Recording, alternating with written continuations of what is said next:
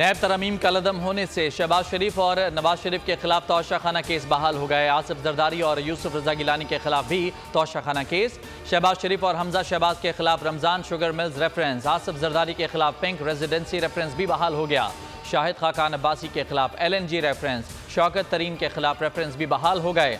राजा परवेज अशरफ और omni group के अब्दुल गनी मजीद और अनवर मजीद के मुकदमात भी चलेंगे। साद रफीक और सलमान रफीक के खिलाफ पैरागॉन हाउसिंग रेफरेंस की समाअत भी होगी।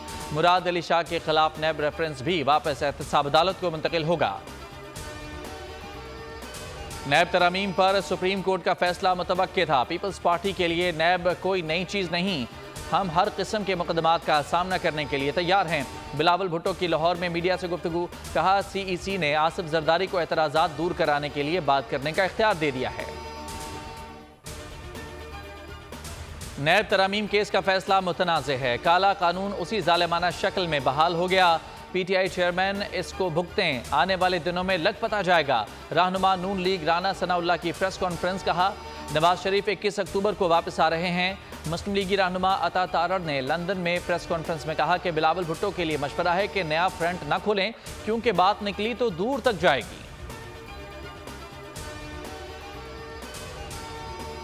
हुकूमत पाकिस्तान ने मुकाबला हुस्न से लाताल्लुकी का ऐलान कर दिया। वज़ीर आज़म ने मिस यूनिवर्स में पाकिस्तान का नाम इस्तेमाल करने पर इंटेलिजेंस ब्यूरो से रिपोर्ट तलब कर ली। फॉरेन ऑफिस दुबई हुकाम से रब्ता करके मुकाबला हुस्न के लिए पाकिस्तान का नाम कोई प्राइवेट कंपनी कैसे इस्तेमाल कर सकती है।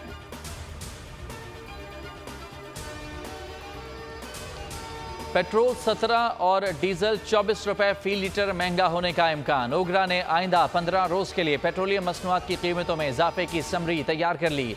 ओगरा की समरी वजारत खजाना को भेजी जाएगी, जिस पर वजीर आजम से मुशावरत के बाद आज रात नई कीमतों का ऐलान किया जाएगा। ओगरा जराए का कहना है कि पेट्रोल और डीजल पर लेवी का इजाफा हो सकता है।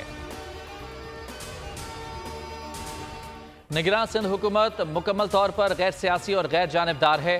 तर्जुमान निगरान वज़ीर आला सिंध जस्टिस रिटायर्ड मकबूल बाकर का मुत्तहदा रहनुमा मुस्तफ़ा कमाल के बयान पर रद्द-ए-अमल, कहा कि सूबाई वज़ीर यूनुस डागा के कलमदान की तब्दीली इंतज़ामी मामला है। जस्टिस रिटायर्ड मकबूल बाकर एक बावकार और बेबाक जज रहे हैं, उनका किसी सियासी जमात से ताल्लुक जोड़ना मुनासिब नहीं।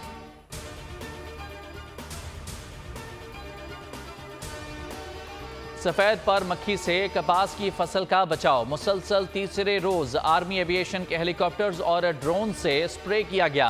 राजनपुर की तहसील जामपुर में लम्स की जानिब से बनाए गए जदीद पेशन गोई के निज़ाम की मदद से कपास की फसल पर सफ़ेद पर मक्खी के हमले को बरवक्त नाकाम बना दिया गया। इन तमाम इक़दामात में पाकिस्तान आर्मी एविएशन के हेलीकॉप्टर्स और ड्रोन्स का किरदार नुमाया और कलीदी रहा। हिंदुस्तानी पॉलिसियां अफगानिस्तान के बुनियादी नज़रियात से मुतसादिम। भारत का अफगान तलबा के वीज़ों की तोसी और स्कॉलरशिप दोबारा शुरू करने से इनकार। हिंदुस्तान में 21,000 अफगानियों में 11,000 असाइलम सीकर के तौर पर रजिस्टर्ड हैं, लेकिन सरकारी तौर पर उन्हें पनाहगुज़ीन तस्लीम नहीं किया गया। इसके बावजूद भारत अफगानिस्तान का इत्तेहादी और दोस्त होने का दावा करता है। भारत अफगान पनाहगुज़ीनों को गैर कानूनी तारकीन वतन के तौर पर गिरदानता है। शदीद समाजी और इक़्तिसादी मुश्किलात का शिकार अफगान शहरियों को भारत में बुनियादी सहूलियात तक रसाई मुमकिन नहीं।